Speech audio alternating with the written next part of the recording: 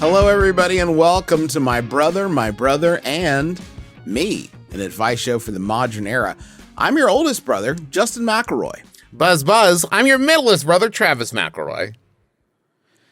Yeah, Buzz, I'm Griffin McElroy. More like my brother, and B, we've got Bee Fever, or Beaver, as I like to call it. No, We're ready. We're all honey sticky sweet over here and ready to talk about the show we've been talking about, and I might even say hyping up and extolling the virtues of maybe a little I don't premature. remember doing that, Griffin. I don't remember it being overwhelmingly positive, our discussions, but sure. We have gotten lots of messages from our good friends who have relied on us for 12 years now for culture recommendations. Sure. Art, spiritual guidance, guidance, just like last week, just like tips. It's live, MVB. These boys at MBMBaM, more letters, wouldn't tell us all about this show if it wasn't going to be a knockout. And can we stop? I don't like it. Man, you're talking about Man vs. Bee right now. Yeah, I'm going to rely pretty heavily on you two to talk about it because I haven't watched it. You didn't watch it? Nah, it just doesn't seem interesting to me. Are you fucking Well, I watched kidding the me? trailer and I went and I you? saw it on Netflix and I was like, yeah, it doesn't seem like my thing. How dare you? You're kidding, right? No, I haven't watched it.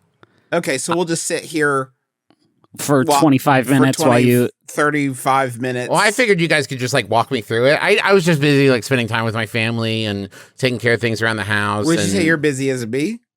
Oh yeah, I would say that. Is that connected? Is there a bee in the show? Can this? It's just there's a lot of other things. This is the most hostile energy I feel like you've ever brought to an episode. I hate it. It's really that's saying a lot. It is saying a fucking lot, Trav. Good call. Yeah, I know. So why don't you guys kind of walk me through the first episode? Well, is this the last episode we talk about? Man, can we establish that before we begin, so I can prepare myself spiritually? I need to know how much to leave out on the court. If this is the last time we ever discuss this program, then you're gonna get Beast Mode Griffin, which you have not gotten in a long time. I would love that. If we have more in the tank, more in the future, I will set something aside for that. I will say one problem here, and Travis didn't watch it, which I hate. I don't believe him. I think he did. And he's being a bitch. I didn't. I really did. I did watch it, the first episode. Are you? That's it. You watched one of this incredibly short television show episode. How long are the episodes? They're it's 7 minutes. There's skits and sketches. The first one is 18 They're fucking long. Quibbies, Justin, and you couldn't watch one Quibi. Yeah, Well, Justin, come on. The problem is I watched them pretty high. Yeah. I will say. The one I watched, I was pretty high. Did you love it? Just to evidence that real quick, I'm going to play the video I sent you guys so people can kind of hear where my head was at. Sure. That part. The part with the hair dryer. That was good. The hair dryer part was good. Okay. So that's that's sort of where I was for for this episode of television. Uh-huh. So thumbs up on this end. The hairdryer part Justin's referencing is he knocked the head off a statue chasing Bee. And knock a head off a statue and tries to glue it on. I actually kind of make a point. That wasn't Bee. That was man. The statue put that one in the man column. Statue he was on the phone. Yeah. And he just wasn't paying attention and he knocked it over. Yeah. The bee was not involved at that point. Can I just say, guys, as someone who didn't watch it, which I hope is the majority of our audience, right now you haven't mentioned anything that wasn't also in the trailer. Yeah. Yeah, I will say this. Good trailer. In terms of representative cross-section of the experience that you're going to be in for, which is to say flimsy man make a accident, then the trailer did a great job of selling that. Hey, Griffin, go Beast Mode and tell me all about the first episode of MVB. I watched more than one episode. Oh, then tell me as much as you want to tell me. Have you ever watched the television program or films Mr. Bean? Yes, I have. Okay. And you know how Mr. Bean is flimsy man make an accident over and over again? And talk a little.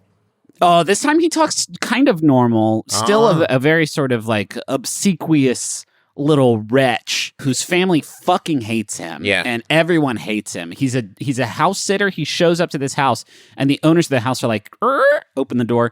We hate you. We hate you. Mm-hmm. We don't know you. You're not our normal guy whose name is Trevor, I think. Or no, his name is Trevor, unless there's a second Trevor. We are meant to revile these rich, out of touch douchebags because their house is so nice and their car is so nice. But the market has placed a value on the work that they do, clearly, that has allowed them to accomplish this lifestyle. Everything they say about the flimsy bean man is 100% right. Yeah. Is 100% right. Okay. Like, you're going to fucking kill our dog. It's going to shit all over the house. It's going to destroy our Gutenberg Bible. It's going to fucking wreck our Jaguar. It's going to destroy our lives that we've worked so hard and the market has allowed us, the beautiful free market has allowed us to achieve. And you're going to destroy that. And we, the viewers, are supposed to be like, fuck him up, Bean. I'm about to. Like, no, he's a bad man, and he makes so many accidents, and he sucks, and the show sucks, and I had a shitty time watching. Now, the problem with it is that Bean is a narcissist. Bean is a bad person who only cares. Now, are you talking about Rowan, Bean, or Trevor here? I'm talking about Bean. Trevor is painted as like a nice guy. So these terrible things happen to him. Wait, hold on, jump back. In your mind, Mr. Bean is a narcissist? Clearly. 100%. Whoa. Mr. Bean is a terrible person. Yeah. Whoa. Mr. Bean's a really bad person. Watch the Christmas episode. I mean, you have his girlfriend comes over. He gives her a picture of two other people. As soon as she gives him his gift, he immediately takes it and starts opening it.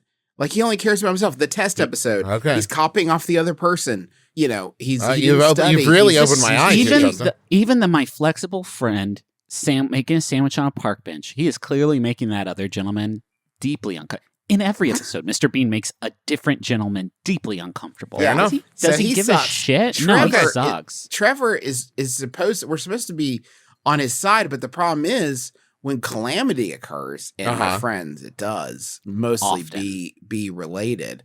It makes you not feel good. It makes a bad feeling. I feel because it's just a saddled. Okay, the first episode of this show is so wild. We joke in the Paul Blart podcast, Till Death Do Us Part, about Chekhov's gun show, where he literally like goes to a gun show and he's like, "Here's all the different guns that you will be using later in the movie." This movie is maybe more ostentatious than that, with its like setup where they go step by step through this house, and it's like, here's this thing. Here's this other thing you won't remember. Here's how the locks work. Here's this special book that's worth $1 million. Here's this special painting that's worth $1 million. Don't stand on that trap door. The dog. Yeah, exactly. Like, the dog only eats this special beef or whatever. And it's like, so this is I can't remember all this stuff. I know Bean can't, but then they're like, it's all in the manual. It's all in the house manual. It's all in the manual. It's all in the manual. Fucking 5 minutes in, you know this guy has the manual on the stove, just like lighting it on fire. And we've all been there. It's not on purpose, but it might as well be for how easily it could have been avoided. And I will say this. There's a lot of nude Bean in this film. We keep saying film. This is a 10-episode maxi series. I still haven't watched it, but I assume it's like a serial where you could watch all of them together. They could put it into a film eventually if they wanted to show it at Sundance. Absolutely, they could show this at Sundance for sure. There's a bit in this show go off King, where he tears it. Oh my god! So there's a soundproof room. What? The dog gets in there and starts tearing up a book. He hits a window with a hammer to smash in through the window to keep the book from being more destroyed. The hammer bounces off the window, flies into a painting that's like modern art, you know what I mean? Like color blocks, that kind of thing. Yeah. And like rips a big chunk out of the painting. Okay. Yeah. So they're going to be gone for a week. He's been there for like 10 minutes, right? And this has happened. The man cuts a section of the couch, the bottom of the couch where there's like fabric, cuts it out. Then the color block that was torn is just like a big red square. So cuts it out, paints it red with ketchup. Yeah. Huh. And then duct tapes it onto the back of the paint. Like, why, Bean? You had time to go to the paint You could go to a paint store. You could take it to an art restorer and they would actually like you could fix hire it. somebody to... More importantly, in the 1997 film Bean, he destroys a very famous painting. The Mona Lisa, yes. It's not the Mona Lisa. It is the Mona Lisa. I don't think it's the Mona Lisa. I'm pretty sure it is because I think he erases the face. He does erase the face, but I'm pretty sure it's not the Mona Lisa. Is it the Scream? It's Whistler's mother. Oh. And yes. he restores it using like toothpaste and a clever series, and then he gets a poster and like lacquers over it to make it look like. So we've done this accident before with you. We've done this. And We Bean did a better job. Bean did a better job way covering better it up. job. And can I also just say, pretty challenging stuff. I mean, it's pretty. The victim here is the painting. I felt offended as like fuck, and then I remember what he said about that's a good thing. Actually, Yeah, that's what it's supposed to be. Difference here is you don't have Peter McNichol being very funny, holding it down, looking like Bean. I'm flipping out right now with all his reactions to Bean flipping. That's the issue with Man vs. Bee. They don't give nobody Rowan Atkinson to work with except a CGI Bee. Peter McNichol is over here like I love fucking the actor dying. Peter McNichol. I don't his performances. I love his performances. Wild to think, in that comedy film, Peter McNichol plays the straight man.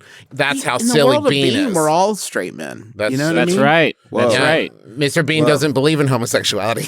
No, wait, And that's going to offend a lot of people, but that's a It's good challenging, thing, man. 'cause You're right, Justin. It's challenging, but it's true. I will say this. He was right about one thing. This show is a weapon.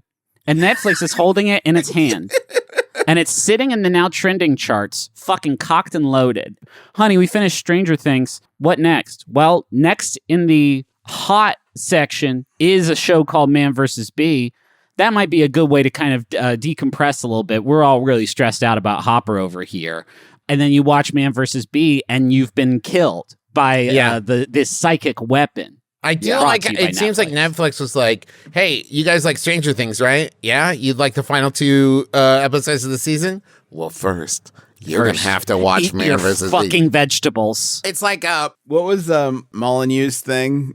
Goddess, the curiosity. Everyone had to tap this box a bajillion times, and whoever tapped it the bajillionth time would get an incredible prize. That's what this is like. If you want the rest of Stranger Things, everyone has to watch the rest of Man vs. Bee a million times. I don't want to talk about this anymore. No, me neither. I don't want to talk about Man vs. Bee ever again. Confronted with the reality. No, here's what sucks shit though is we are going to have to talk about it again because Travis has to watch it. Oh, Travis, I think it's ridiculous. Yeah, our audience will never forgive you for this. I'm sorry, I was busy. I had things to do. I cut my finger with a hedge trimmer. I just didn't have time. Did you do that? Did you do that like a fucking Vietnam War deferment so that you did not have to watch Man I just vs. finished Bee? reading A Prayer for Owen Meany, and I was like, you know what? I know how to get out of this. This is a great idea. Yeah. Okay. Can I say this? I would gladly shear my finger off to not watch another episode. I didn't shear it off. Let's be clear. I sheared into it. All right.